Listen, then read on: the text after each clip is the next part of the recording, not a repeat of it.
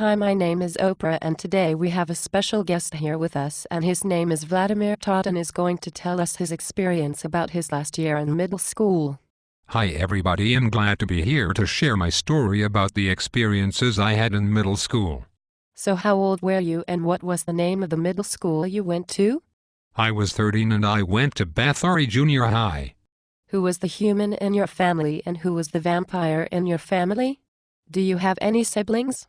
My mom was the human and my dad was the vampire, and no, I'm the only child.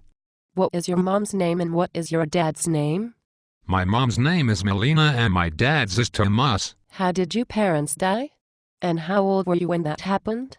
Who took custody of you? My parents died in a house fire when I was 10 and my mom's cherished friend Nellie. What did you struggle with daily with? I struggled with my cravings and enlarged fangs. Who is your best friend? Henry. What did you dress up as on Halloween? And why was Henry losing it when he saw you in your costume? I dressed up as a vampire.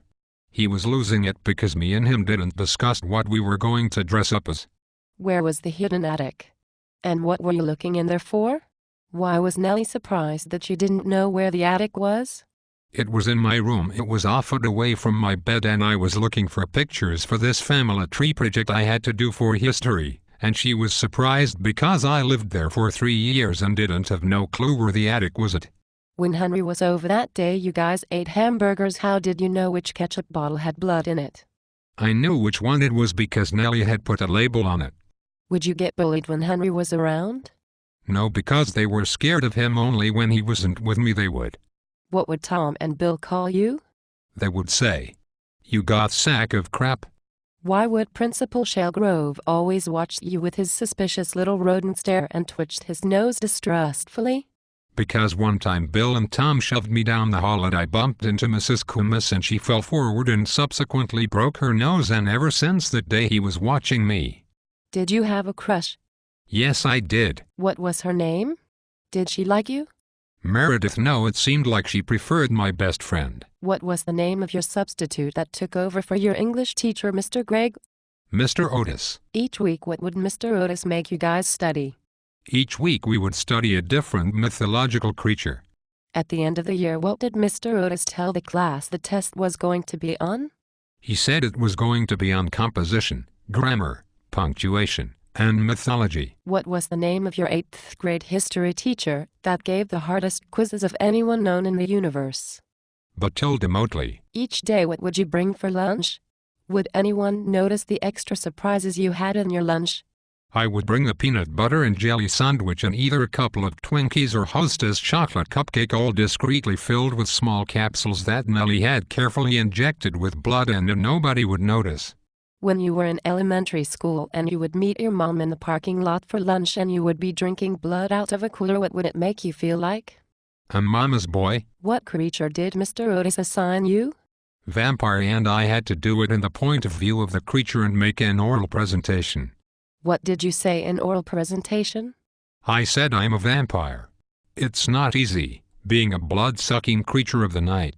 If I go out without sunblock, I'll likely burst into flames. Aside from characters in books and stories that I can't prove to be true, I'm pretty sure I am the only vampire left. It's kind of lonely, but at least I don't have to wait in long lines at the blood bank. If I concentrate, I can make my body float, and sometimes I can read people's thoughts. But for the most part, being a vampire bites. How did Mr. Otis find out you were a vampire? Because he gave me a container with garlic to pass to the class and I told him I was allergic to it. Did Mr. Otis like your presentation? What did he write at the bottom of your presentation? Yes, he liked very much, and at the bottom of my presentation he wrote, "I know your secret. I know you're a vampire." When you were looking at the photo album, were you happy? And what pictures did you see? What picture did you run your hand across of? Yes, I was very happy, and I saw the pictures of my parents' wedding, their popular Halloween parties, and their lips locked in happy, wedded bliss. I ran my hand across the picture of my dad crouching in front of my mom's swollen, pregnant belly. What was across Mr. Gregg's porch? 3 slanted lines slashed with all encased in what looked like parentheses. How did you find out that you were related to Mr. Otis? Did you get your own marking?